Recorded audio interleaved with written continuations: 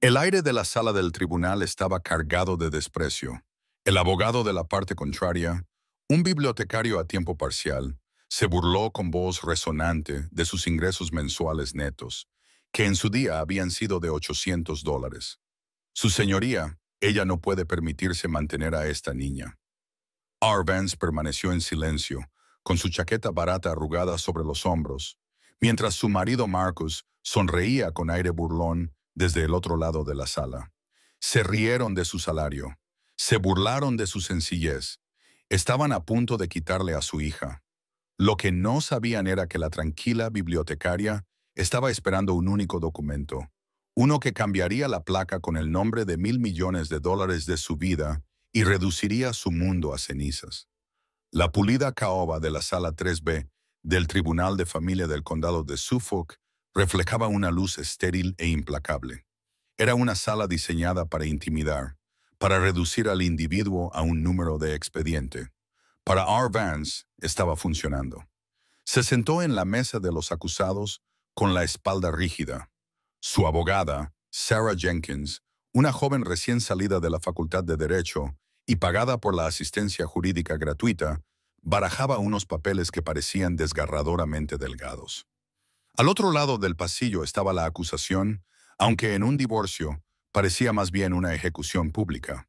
Su marido, Marcus Reed, lucía impecable con un traje azul marino de Cigna. Con su postura relajada, era la viva imagen del éxito, una estrella en ascenso en una empresa de capital privado de Boston. A su lado se sentaba su abogado, Donovan Conincade, un hombre cuya reputación le precedía. Conincade, socio principal del prestigioso bufete Kincaid Strauss and Partners, era conocido por sus tácticas de tierra quemada. No solo ganaba casos, aniquilaba a sus oponentes. Y hoy, su oponente era Ara. Repasemos sus declaraciones financieras. ¿De acuerdo, señorita Vance?, dijo Conincade, paseándose ante el estrado.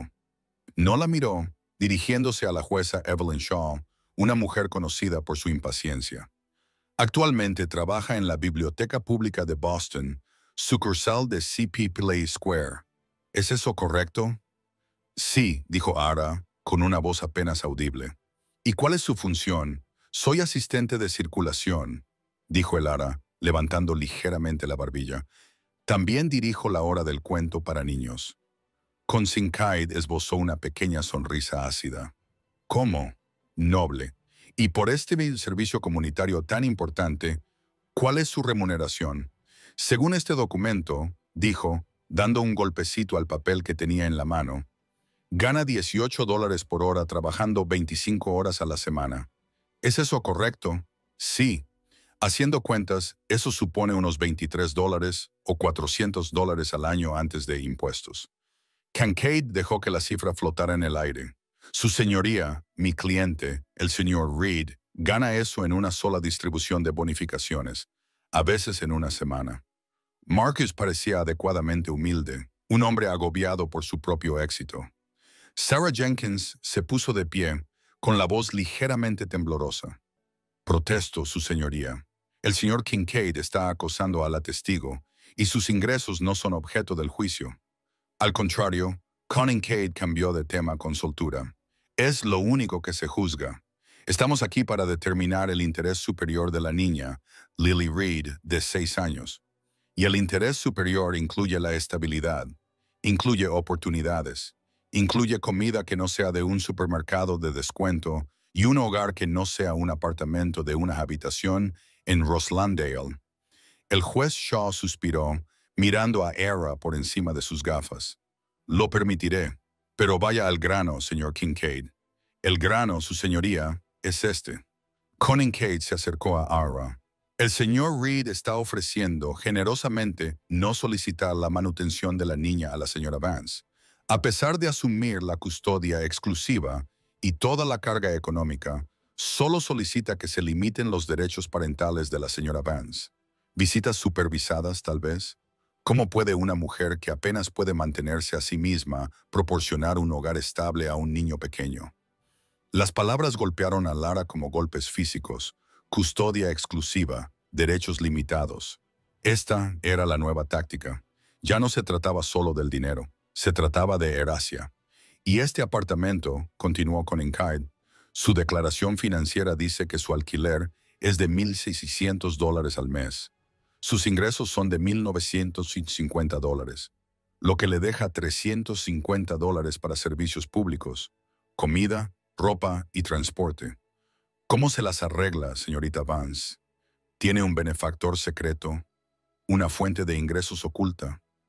Estaba tanteando el terreno. Sospechaba algo, pero estaba buscando en los lugares equivocados. Pensaba que ella tenía un amante secreto, no una herencia secreta. Ara apretó las manos en su regazo. Soy frugal. Frugal.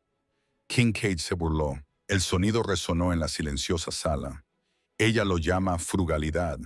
Yo lo llamo pobreza extrema. Un niño no puede prosperar en la pobreza.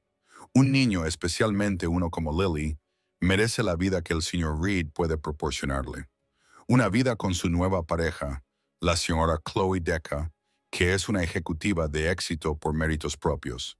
Una casa en Beacon Hill. Matriculación en la escuela Buckingham Brown and Nichols. No una hora de cuentos con los sin techo en la biblioteca pública. Marcus, su marido desde hacía 8 años, el hombre al que había amado, al que había alimentado y mantenido cuando no era más que un ambicioso becario, la miraba con fría indiferencia. Había probado la riqueza, su riqueza, y la había encontrado deficiente. Encontró que su sencillez, que antes consideraba sensata, era una vergüenza. Su señoría, resumió Kincaid, está claro. Vance no está en condiciones de cuidar de su hija. Ella misma admite que está en la indigencia. Damos por concluido nuestro caso en lo que respecta a las finanzas. El juez Shaw miró a Lara. Señorita Jenkins, ¿tiene su cliente algo que añadir? ¿Alguna otra fuente de ingresos que no haya revelado? Porque, sobre el papel, los cálculos del señor Kincaid son alarmantes. Lara miró a su abogada que parecía estar a punto de llorar. Miró al juez, cuyo rostro era una máscara de neutralidad profesional, pero cuyos ojos mostraban un atisbo de lástima. ¿Lástima? Eso era peor que la burla. No, señoría, dijo Ara, con voz temblorosa pero clara. No tengo otros ingresos. Todavía no, sonrió Kincaid. Todavía no. El grito de los eternamente esperanzados. El tribunal no se ocupa de la esperanza, señora Vance. Se ocupa de los hechos, y el hecho es que usted está arruinada. Se dio la vuelta y regresó a su mesa, compartiendo una mirada de triunfo con Marcus.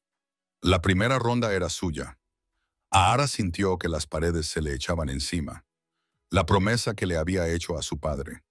Una promesa que había definido toda su vida adulta, estaba a punto de costarle lo único que realmente valoraba, su hija. La promesa se había hecho en un acantilado azotado por el viento en Maine, con vistas al Atlántico gris granito. Lara tenía 22 años, recién graduada de la universidad, una tranquila y modesta universidad estatal a la que había asistido con el apellido de soltera de su madre, Vance. Su padre, Julian Thorne, estaba a su lado. No era el hombre que el mundo veía en la rara y granulada fotografía. El solitario y fantasmal fundador de Thorne Industries, un conglomerado privado global que valía más que algunas naciones. Era solo papá, un hombre obsesionado con los libros, la soledad y un profundo temor por lo que su propia fortuna le hacía a la gente. «Eres brillante, Lara», le había dicho con voz áspera. «Tienes mi mente para los números y el corazón de tu madre. Es una combinación peligrosa». «No lo entiendo, papá. Me has ocultado toda mi vida, mi educación, mi nombre. ¿Por qué?» «Porque el nombre Thorne no es su nombre», dijo, volviéndose hacia ella. «Es un objetivo. Es una carga. Cambia el ambiente de una habitación. La gente no te ve a ti. Ven una caja fuerte. Ven una solución a sus problemas. Ven un atajo.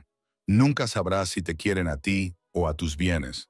Había construido Thor Industries desde cero, una patente revolucionaria en energía geotérmica que se había expandido a minerales raros, logística e incubación de tecnología de alto riesgo. Pero la riqueza le había costado a su esposa, la madre de Ara, que huyó de la paranoia y el aislamiento, y había convertido a sus hermanos en extraños codiciosos y celosos. «Quiero que vivas», insistió, agarrándole el hombro con la mano. «Que vivas de verdad antes de que te encadenen a esto», señaló el océano como si fuera todo suyo. «Lo he puesto todo en el fideicomiso Aurora. Esa prueba de balas lo gestionan Grindelwald y Kie en Zúrich. No lo tocarás y no te tocará hasta que yo me haya ido.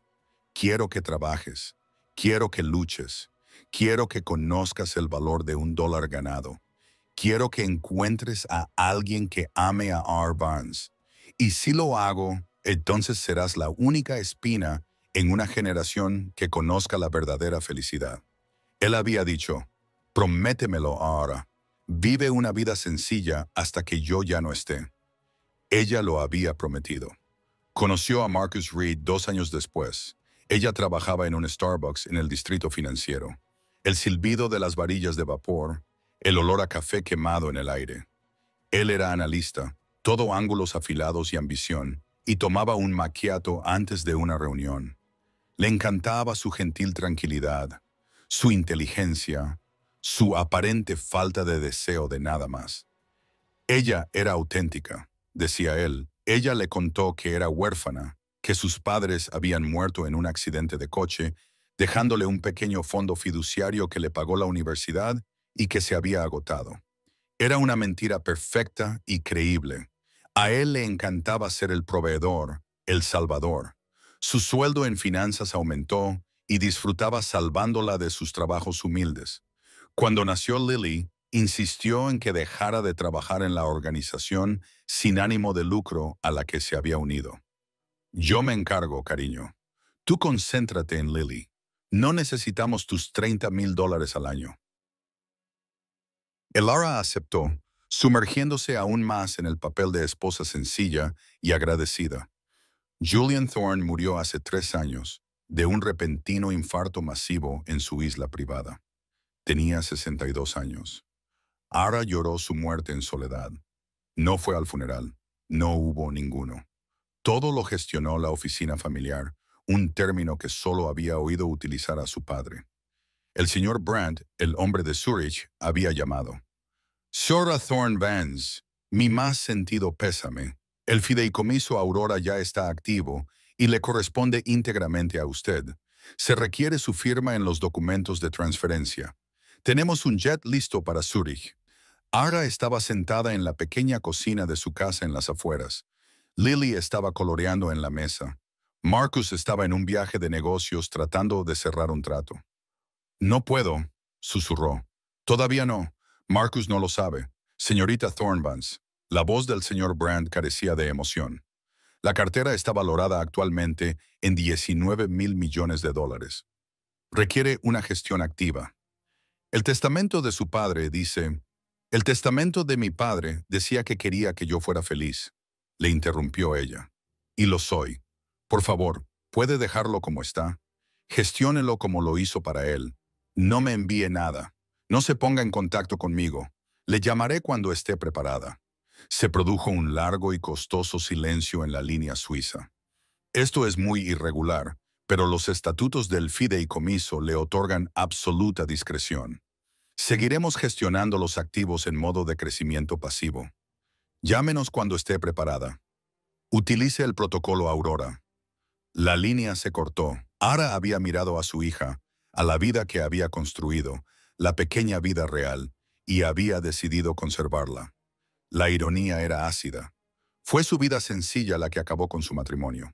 A medida que Marcus se hacía famoso, se cansó de ella. Ella ya no era una presencia estabilizadora. Era un lastre. Empezó a llegar tarde a casa. Olía a un perfume caro que no era el de ella. Hablaba sin parar de Chloe Deca, una brillante vicepresidenta de su empresa. Hace 6 meses llegó a casa y le anunció que la iba a dejar. «Estoy aburrido. Necesito a alguien que me desafíe. Alguien a mi nivel». Incluso entonces ella lo dejó marchar. No luchó. Se mudó a un pequeño apartamento, consiguió un trabajo a tiempo parcial en la biblioteca para tener algunos ingresos y solo pidió la custodia compartida de Lily. Nunca imaginó que él sería tan cruel como para intentar quedarse con su hija por completo. Nunca imaginó que él utilizaría la sencillez que ella había cultivado como arma en su contra. Ella había honrado el deseo de su padre de encontrar a alguien que amara a R. Vance. Lo había hecho, pero él había dejado de hacerlo. Llamamos a Chloe Deca al estrado. La voz de Consinkaid retumbó. Aga sintió un vacío en el estómago. Chloe Deca, la otra mujer, la mejora, se dirigió al estrado. Ella era todo lo que ella no era. Alta, rubia, vestida con un elegante traje pantalón de color crema de la última moda. Irradiaba competencia y cuidados costosos para la piel. Prestó juramento. Su voz era suave y segura, de tono alto. Señorita Deca, usted es la actual pareja del señor Reed. ¿Es eso correcto? Comenzó con Kincaid. Lo soy. Vivimos juntos en su casa de Beacon Hill y ha pasado tiempo con la niña, Lily Reed. Sí, muchas veces. Es una niña maravillosa. Chloe sonrió, una expresión cálida y ensayada dirigida al juez. La adoro. Y en el tiempo que ha pasado con ella, ¿ha observado algo en relación con los cuidados que recibe cuando está con su madre? Protesto. Sarah Jenkins se levantó de un salto. Y esta testigo está claramente sesgada. Su señoría, replicó Kincaid, la señorita Decker está hablando de observaciones directas. Es algo fundamental para el bienestar de la niña. El juez Shaw asintió. Denegada. Pero tendré en cuenta el sesgo. Continúe, señorita Decker. La sonrisa de Chloe se tensó. Bueno, son solo pequeñas cosas. Lily suele venir a nuestra casa con ropa que está limpia, pero gastada, raída. Los zapatos que llevaba la semana pasada tenían agujeros en las suelas. Por supuesto, le compré unos nuevos inmediatamente. Un par de zapatillas Golden Goose. Estaba tan feliz. El Lara sintió que se le helaba la sangre. Esas eran las zapatillas de jardín de Lily que usaba para jugar en el barro. Y sus almuerzos escolares, continuó Chloe, con voz llena de falsa preocupación. Ara le prepara un sándwich de mantequilla de maní todos los días y solo una manzana. En nuestra casa, come ensaladas orgánicas, salmón a la parrilla, quinoa. Está desarrollando un paladar muy sofisticado. No se trata solo de las cosas materiales, ¿verdad? Intervino Kincaid. No, dijo Chloe, sacudiendo la cabeza con tristeza. Es el entorno. No quiero hablar mal de Ara, pero el apartamento es diminuto. La habitación de Lily es solo un rincón del salón, separado por una cortina. Y Ara parece deprimida. Siempre está callada. Lily necesita un entorno vibrante y estimulante. Necesita estar rodeada de gente ambiciosa, que tenga éxito. Creemos que su situación actual, bueno, está limitando su potencial. Era una actuación, un asesinato cuidadosamente ensayado de su carácter. No solo decían que era pobre, decían que era triste. Que su naturaleza tranquila, lo que Marcus había amado en su día, era una forma de negligencia maternal. Gracias, señorita Deca. No hay más preguntas. Sarah Jenkins intentó contrainterrogarla, pero Chloe estaba demasiado preparada. Desvió todas las preguntas con una apariencia de preocupación comprensiva. Sí, supongo que se puede ser feliz en un apartamento pequeño. Pero yo no estoy pensando en la felicidad. Estoy pensando en el futuro de Lily. Cuando Chloe bajó del estrado, el ambiente en la sala del tribunal había cambiado. La jueza Shaw ya no solo estaba impaciente, parecía genuinamente preocupada. Kincaid dio el golpe de gracia. Su señoría dijo, las pruebas son abrumadoras.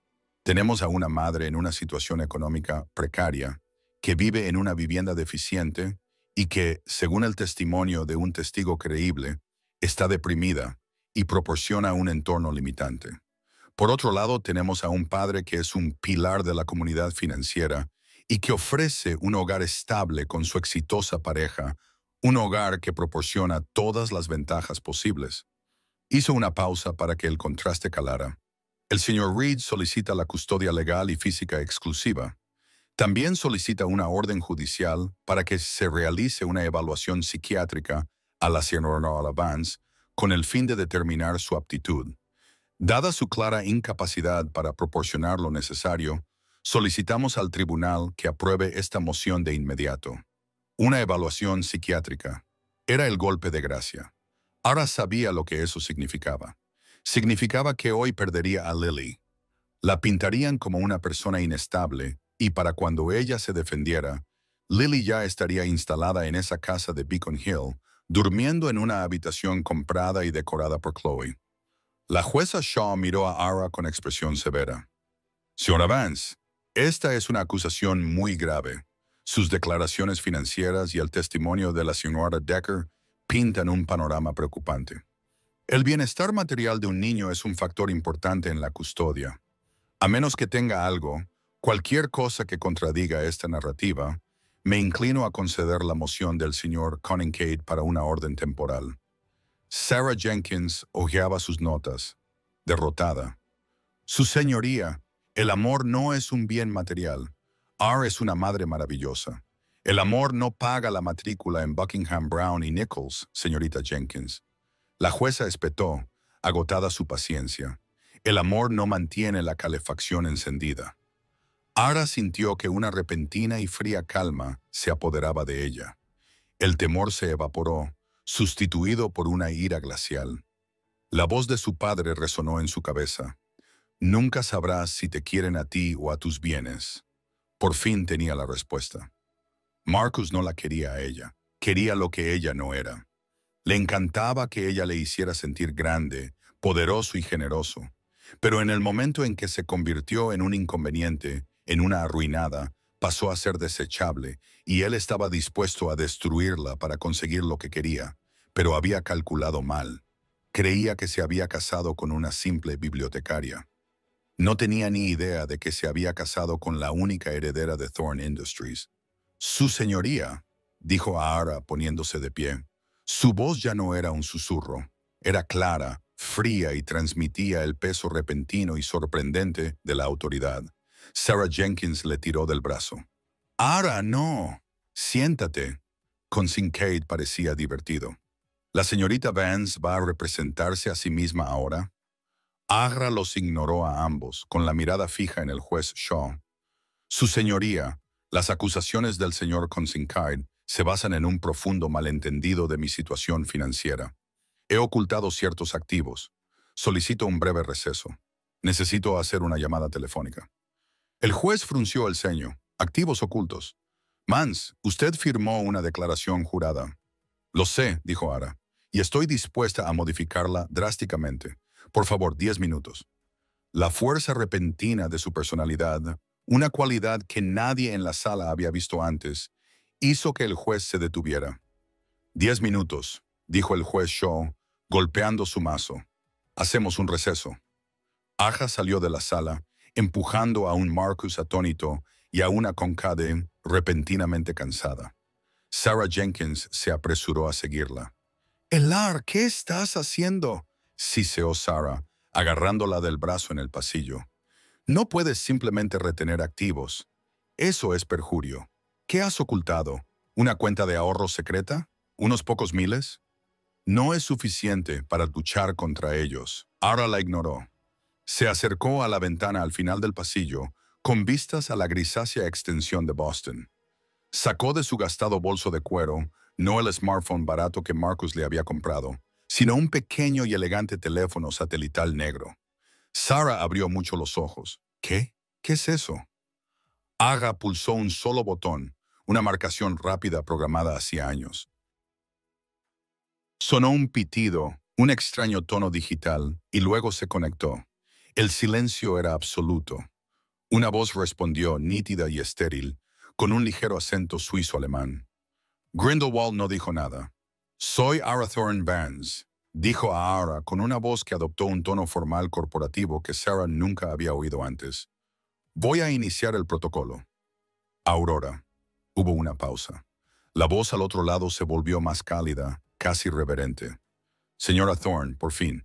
Hemos estado esperando sus instrucciones. ¿Cómo podemos proceder?» «Señor Brunt, necesito dos cosas inmediatamente. En primer lugar, necesito una verificación completa de los activos y la liquidez, certificada y notariada, del patrimonio de Julian Thorne y del Aurora Trust. Necesito que se envíe digitalmente y por mensajería al Tribunal de Familia del Condado de Suffolk. a la atención de la jueza Evelyn Shaw.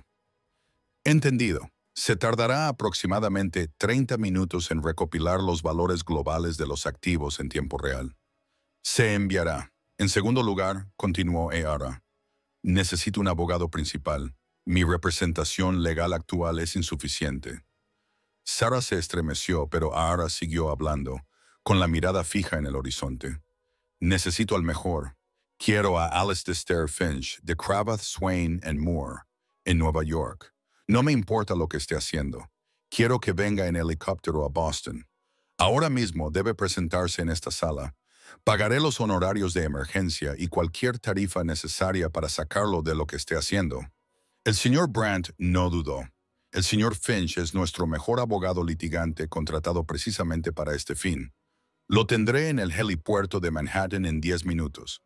Estará en Boston en menos de 90 minutos. No es suficiente, señor Brandt. Este tribunal está a punto de llevarse a mi hija. Lo necesito ahora.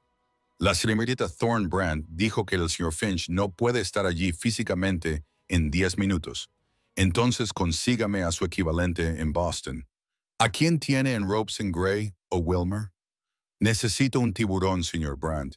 Necesito a un asesino, y lo necesito en este edificio antes de que el martillo del juez golpee la madera. Por un momento, la línea quedó en silencio. Aja dio una patada al suelo, con la adrenalina a flor de piel. Ya no era Ara Vance, la bibliotecaria. Era Laura Thorne, la directora ejecutiva, la clienta, la propietaria. Brandt volvió a hablar. Tenemos una solución mejor. El Sr. Finch ya está en Boston. Estaba gestionando la adquisición de una empresa biotecnológica en Cambridge. Está a 10 minutos.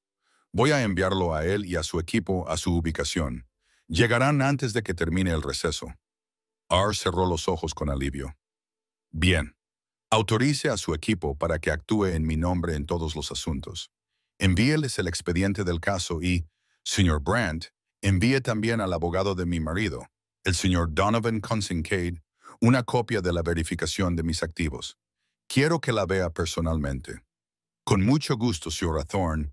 El protocolo Aurora está totalmente activado. Bienvenido de nuevo. La línea se cortó.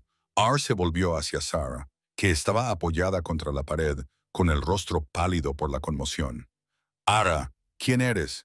Mi nombre es, dijo, guardando el teléfono satelital. Y Sarah Thorne. Mi padre era Julian Thorne. La mente de Sarah se quedó en blanco. Thorne, como en Thorne Industries, la mítica empresa privada, la que Forbes y Bloomberg habían estado tratando de valorar durante décadas. La misma, dijo Arar. Soy la propietaria. Todo. Pero tu apartamento, la biblioteca, tus $18 la hora, era una promesa que le hice a mi padre. Quería una vida real. Quería que me quisieran por quien era, no por lo que valía. Ar soltó una risa amarga. Parece que fracasé en todo, pero eso ya se acabó. Las puertas dobles del pasillo se abrieron de golpe. Marcus y Kincaid salieron con paso firme. Marcus parecía furioso. ¿Qué ha sido eso, jarra?, preguntó Marcus. ¿Qué activos? ¿Has escondido una tarjeta de crédito que yo no conocía? ¿Vas a sacar de repente unos cuantos miles? Es patético. Kincaid levantó una mano para silenciarlo. Miró fijamente a Ara, entrecerrando los ojos. El pánico en el pasillo, la extraña y fría confianza que irradiaba Ara, la chaqueta barata que de repente parecía un disfraz. Algo no estaba bien. Señora Vance, dijo Kincaid lentamente, sería prudente que pusiera fin a esta farsa. Mentir a un juez es un delito grave. R se limitó a mirarlo. Usted se burló de mi salario, señor Kincaid. Me llamó indigente. Está a punto de descubrir lo caro que le ha salido ese error. Antes de que pudiera responder, el ascensor al final del pasillo sonó. Las puertas se abrieron y salieron 3 hombres y una mujer.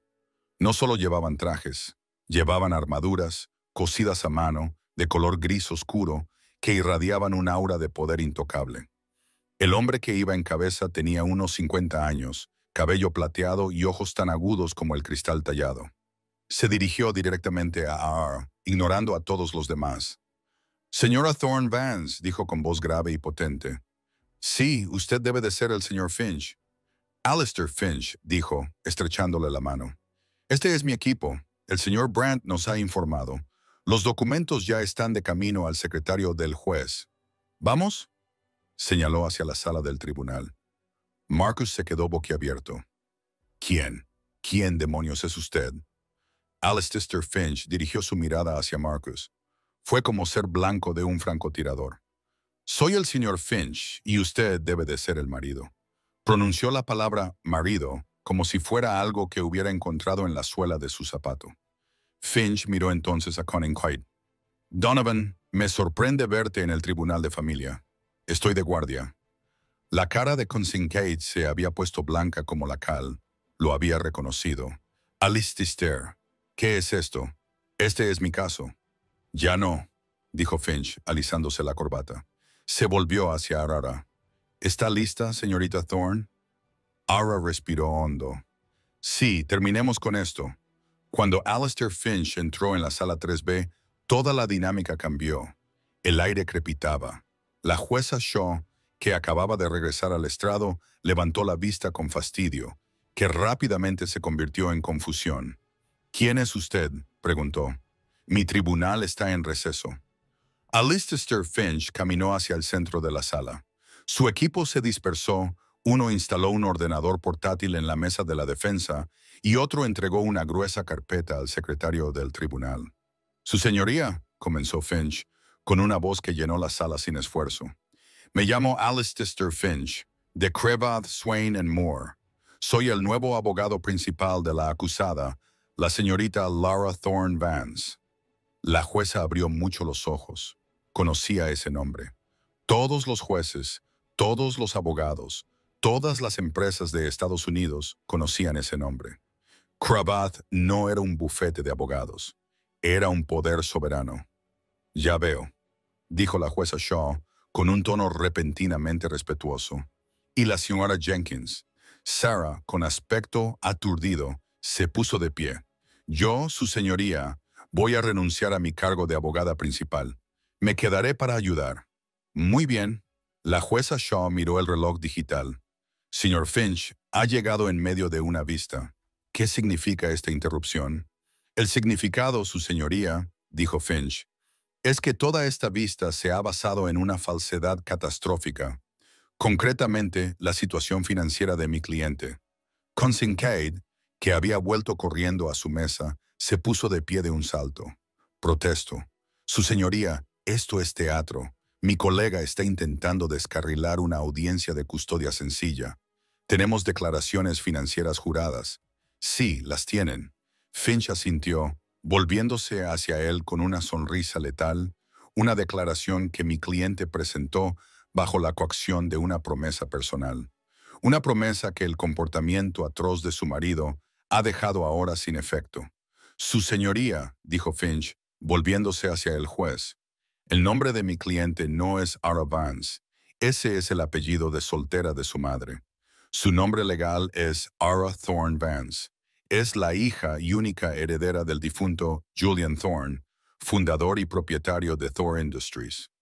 Un murmullo colectivo recorrió la galería. Marcus Reed agarró el borde de su mesa con los nudillos blancos. Eso es mentira.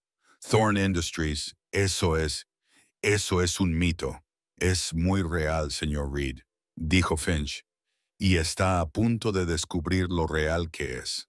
El secretario del tribunal se acercó al estrado con una tableta delgada y la carpeta que le había proporcionado el equipo de Finch. «Su señoría, tiene que ver esto. Es una nueva declaración financiera. Acaba de ser certificada por el consulado suizo». La jueza Shaw tomó la tableta. Sus ojos recorrieron la primera página. Se desplazó por la pantalla. Su rostro, endurecido por 20 años en el estrado, perdió toda su compostura. Levantó la vista de la pantalla, su mirada se posó en Lara y por primera vez no había compasión. Solo había pura y auténtica conmoción. «Señor Cunningham», dijo la jueza con voz tensa, «todo su caso se basa en la afirmación de que la señora Vance, la señora Thorne, es indigente». Sí, su señoría, lo está. Ella lo admitió, dijo Kincaid con voz cada vez más aguda. Bueno, dijo la jueza, dejando la tableta sobre la mesa. El gobierno suizo y el señor Brandt, de una empresa llamada Grindelwald Sear, parecen no estar de acuerdo. Miró a Finch. Señor Finch, quizás usted quiera ilustrar al tribunal qué es exactamente lo que estamos viendo aquí. Era el momento. R observó cómo Finch daba un paso al frente. Era un director de orquesta y la orquesta estaba a punto de alcanzar su crescendo. Por supuesto, su señoría, dijo Finch. Al señor Kincaid le gustaba tanto burlarse de mis clientes que un salario mensual de $100. Hablemos de otros ingresos que ella ha omitido mencionar por deseo de privacidad. Finch abrió su propia carpeta. La sala estaba tan silenciosa que el chasquido de las anillas metálicas resonó como un disparo.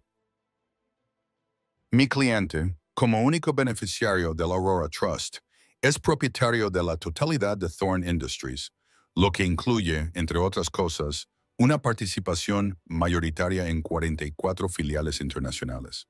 Comenzó a leer las propiedades inmobiliarias en Zurich, Londres, Tokio y una cartera bastante grande en Manhattan, concretamente 3 rascacielos comerciales. Marcus negaba con la cabeza, con gotas de sudor en la frente. No, ella vivía en Roslandall. Ella compraba comestibles en Market Basket. Sí, así es, dijo Ara, hablando por primera vez. Su voz cortó el aire. Me gusta Market Basket y desprecio a los mentirosos, continuó Marcus Finch, con una voz implacable y condenatoria. Tenemos una cartera de derechos mineros de tierras raras en Australia y Chile, valorada actualmente en aproximadamente 4.800 millones. Tenemos una empresa de patentes de tecnología geotérmica valorada en 6.200 millones. Tenemos activos líquidos en efectivo y bonos en Ginebra por un total de 1.300 millones para emergencias. Finch levantó la vista y encontró a Kincaid. Esto eleva el patrimonio neto liquidable conservador de la señora Elara Thorne Vance a 19.427 millones a fecha de esta mañana. Cerró la carpeta de golpe y se hizo un silencio sepulcral.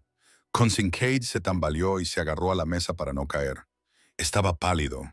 Marcus Reed emitió un pequeño sonido ahogado. Mirando fijamente a Ara, su expresión era una máscara grotesca de confusión, terror y una nueva y horrible codicia. 19.000 millones, susurró Kincaid, con todo su caso, toda su carrera, pasando ante sus ojos. Con B, confirmó Finch. Ahora, señoría, sobre ese escaso salario que tanto preocupaba al señor Kincaid. El salario de mi cliente en la biblioteca es, de hecho, una donación. La señora Thorne financia personalmente toda la sección infantil y el programa de alfabetización de esa sucursal de la biblioteca con una cantidad de $300,000 al año de forma anónima. Los $1,800 al mes son solo el salario que se paga a sí misma de su propia donación por motivos fiscales. Finch dio un paso hacia la mesa de Kincaid. Usted la llamó indigente. Se burló de su trabajo de $18 la hora. Solo los dividendos trimestrales intactos de mi cliente del Fondo de Ginebra. Echó un vistazo a sus notas. Gana 14,2 millones mientras duerme. Más de lo que factura en un año toda su empresa, señor Kincaid. La humillación fue tan profunda, tan absoluta, que casi se podía palpar. Kincaid parecía como si le hubieran golpeado. Y ahora, dijo Alistair Finch, bajando la voz hasta un tono peligrosamente grave, debemos abordar el asunto del señor Reed. Si la revelación de la riqueza de Air fue una bomba nuclear, lo que vino después fue la lluvia radiactiva. Marcus Reed todavía estaba procesando la cifra, 19.000 millones. No solo estaba perdiendo a su esposa, había dejado escapar la mayor fortuna del hemisferio occidental. Había cambiado a una multimillonaria secreta por un vicepresidente. La ironía era tan amarga que le daba ganas de vomitar. Pero su mente, la mente aguda y codiciosa de un profesional de las finanzas, ya estaba trabajando a toda velocidad. Si ella vale tanto, entonces yo, como su marido, Tengo derecho a la mitad. Agarró a Konenkai por el brazo. Donovan, esto es bueno. Es increíble. Somos ricos. Solo tenemos que dar un giro. Los bienes gananciales, la mitad son míos. Kincaid lo miró con puro y simple desprecio. Eres un idiota. Alistair Finch lo había oído.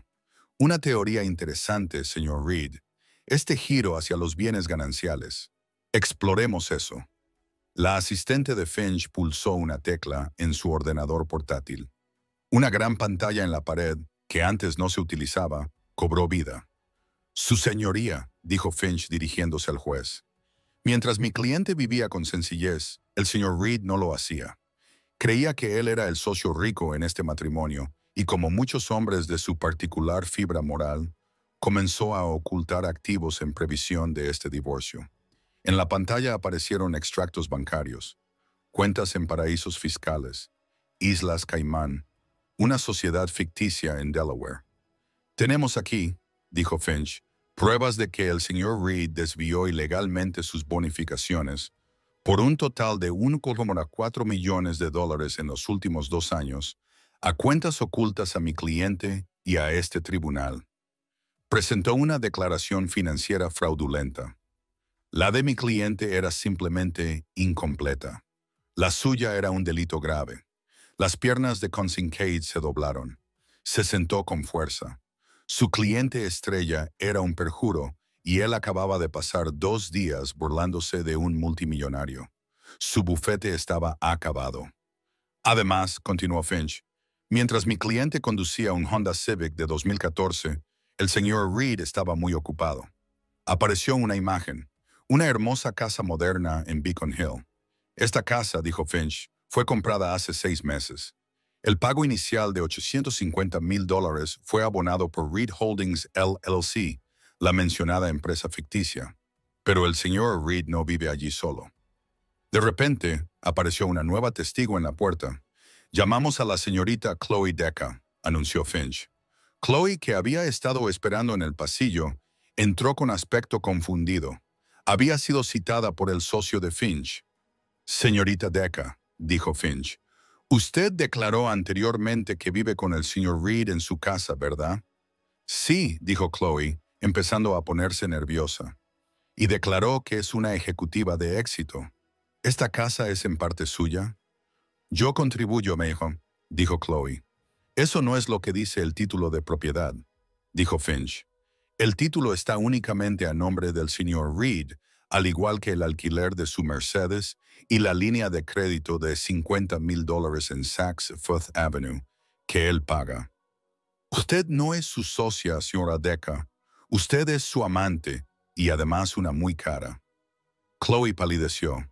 Usted testificó, insistió Finch, que el apartamento de mi cliente era deficiente, que sus sándwiches de mantequilla de cacahuete eran insuficientes.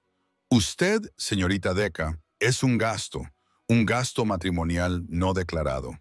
Vive en una casa comprada con bienes matrimoniales robados. Protesto, logró decir Kincaid, levantándose débilmente. Esto es calumnia. Es aritmética, replicó Finch. Y solo estoy empezando.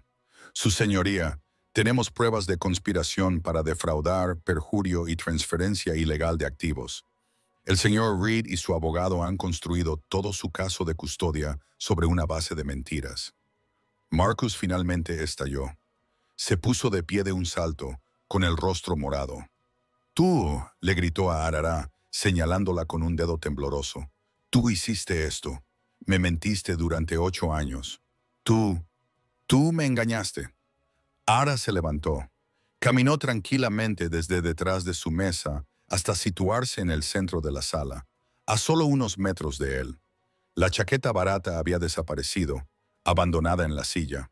Con su sencilla blusa blanca y sus pantalones negros, parecía menos una bibliotecaria y más una reina. No te mentí, Marcus, dijo con voz tranquila, pero que llenaba la sala.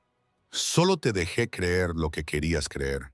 Querías que fuera sencilla. Querías que fuera insignificante.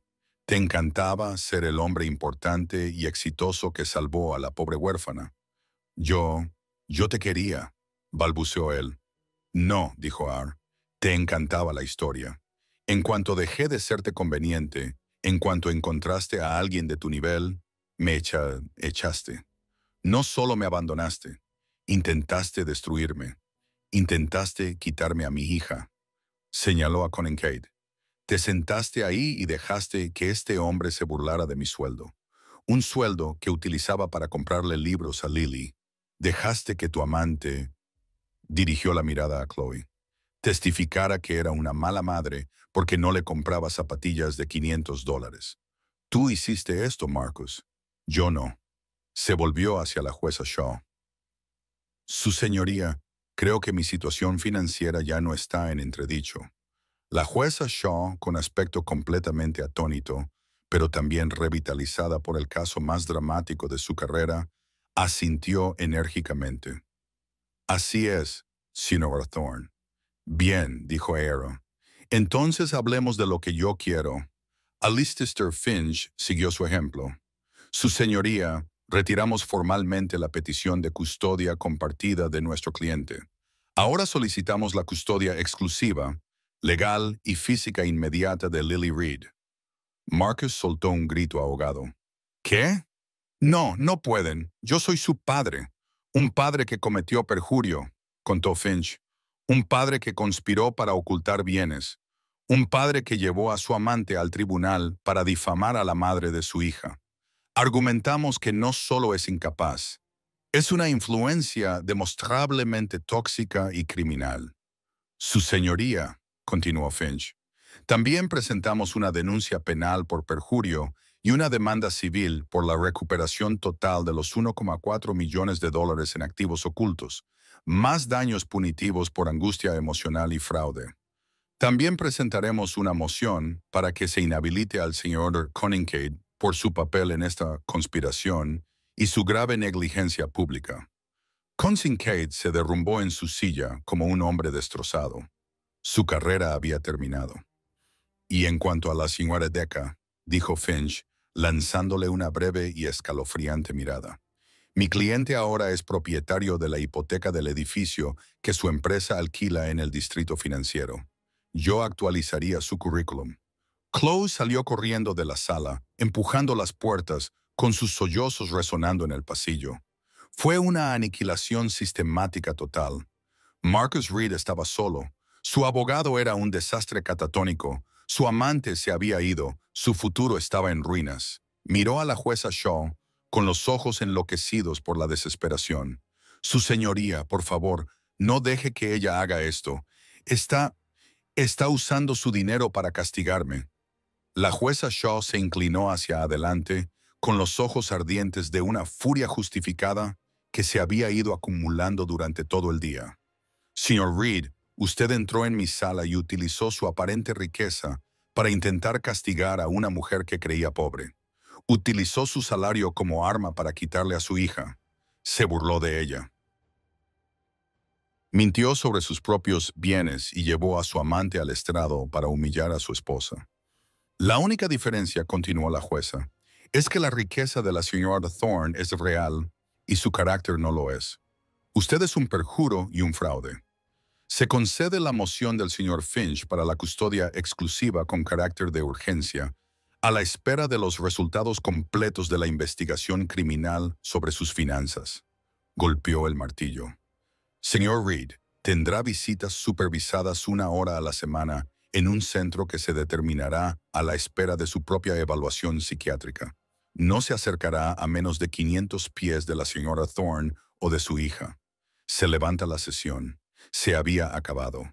Orr sintió cómo la tensión de una década, el peso de la promesa y el miedo de los últimos 6 meses se desvanecían. Se sentía ligera. Sarah Jenkins, con los ojos muy abiertos, se limitó a abrazarla. Fue lo más increíble que he visto nunca. Sarah, dijo Ara, el señor Finch te va a extender un cheque por tu tiempo, uno muy, muy cuantioso. Y, si le interesa, la Fundación Thorne necesita un nuevo director para su división de asistencia jurídica. Sarah se quedó boquiabierta. Sí, sí, Dios mío, sí. Ara sonrió, una sonrisa auténtica y sincera. Se dio la vuelta para marcharse. Alistair Finch le abrió la puerta. Salió al pasillo. Era una mujer libre. Marcus estaba allí, apoyado contra la pared, rodeado por 2 agentes judiciales. Parecía un fantasma. «Alara», susurró cuando ella pasó. «Lo siento. No lo sabía. Todavía te quiero.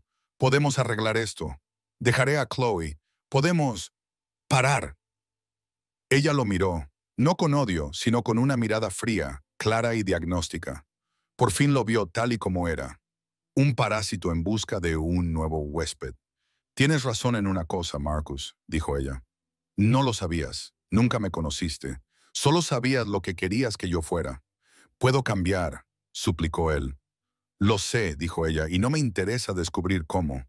«Adiós, Marcus». Se alejó, con sus pasos resonando en el suelo de mármol. Alistair Finch se puso a caminar a su lado.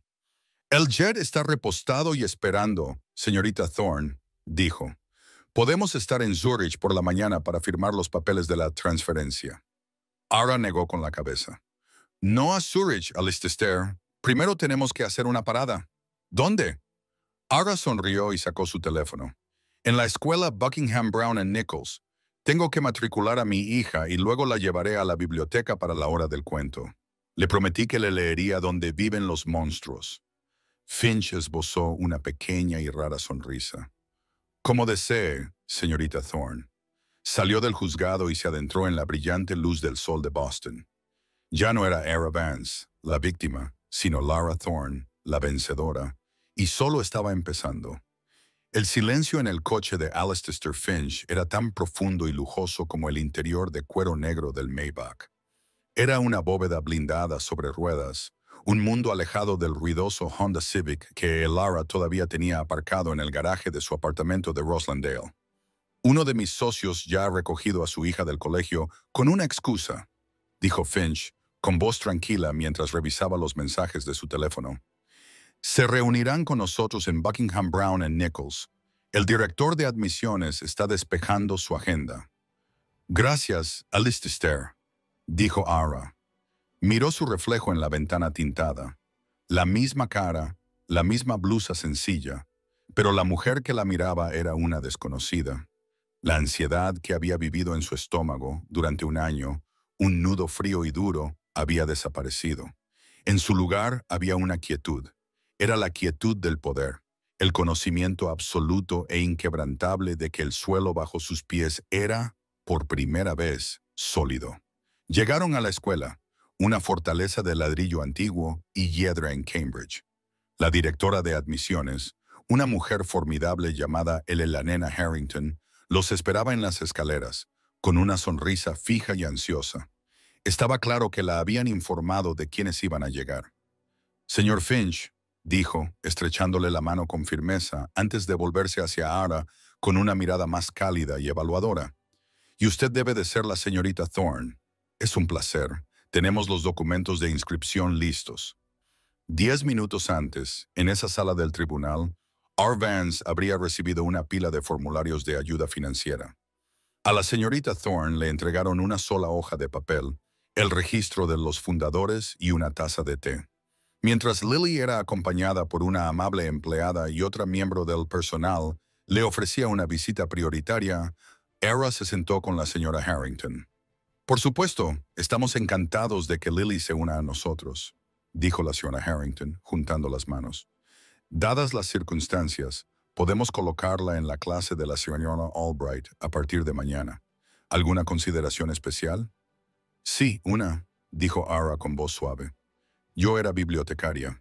Dirigí un programa de alfabetización en Copley Square». La señora Harrington parpadeó, confundida por la incongruencia. «Estoy segura de que la matrícula de esta escuela es astronómica», continuó Ara.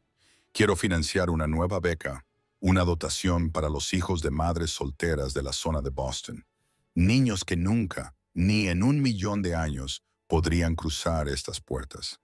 La expresión profesionalmente educada de la señora Harrington se transformó en auténtica sorpresa. «Señorita Thorne, una dotación es algo muy significativo. Llamémosla Beca Vance, en honor a mi madre».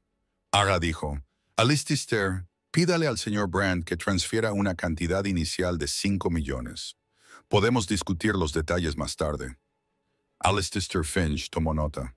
Considere lo hecho. La señora Harrington se quedó sin palabras. R. Thorne no había venido solo para matricular a su hija. Había venido a comprar una parte del alma de la escuela. 20 minutos más tarde, Ara estaba de vuelta en el Maybach. Esta vez, un pequeño y cálido cuerpo se apretaba contra su costado. Lily vibraba de emoción, sosteniendo un pequeño oso de peluche de la oficina de admisiones. Mamá, ese lugar era enorme, parecía un castillo.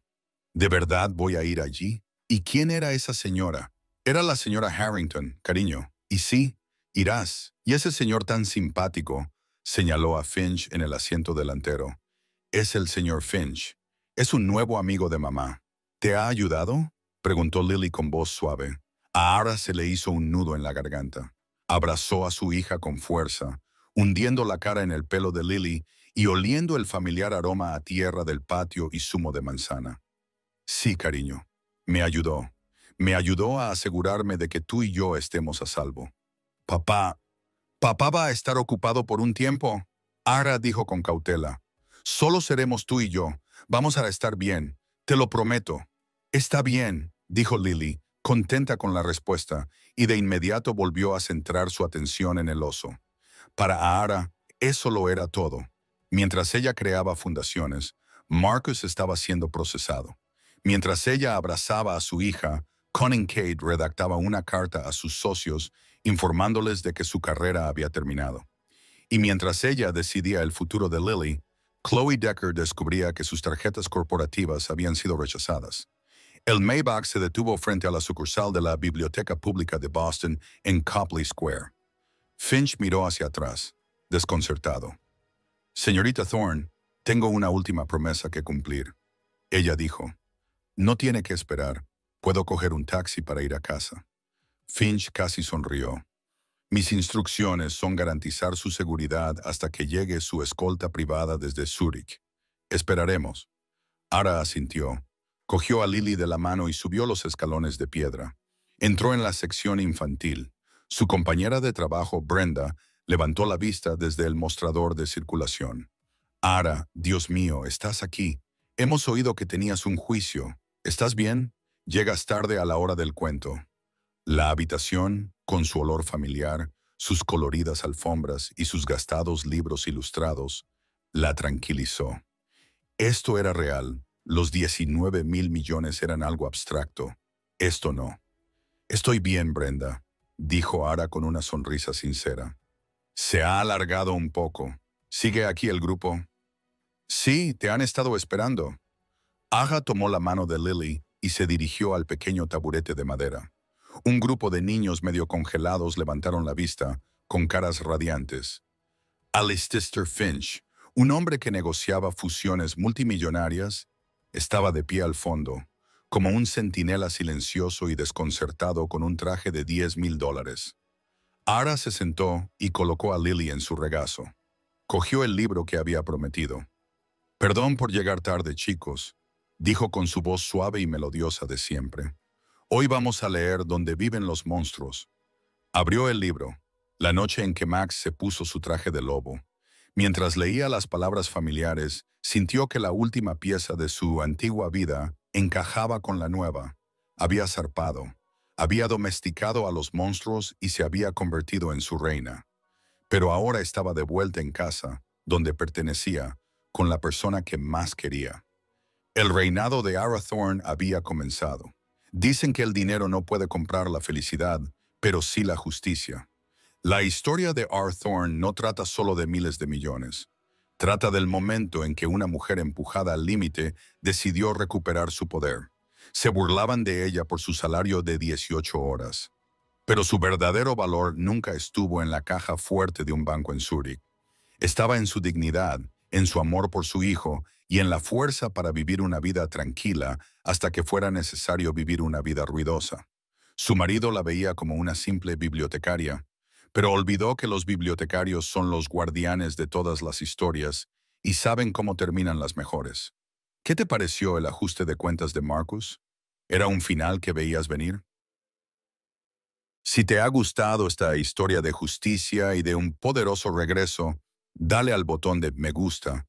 Comparte este video con alguien a quien le gusten los giros inesperados.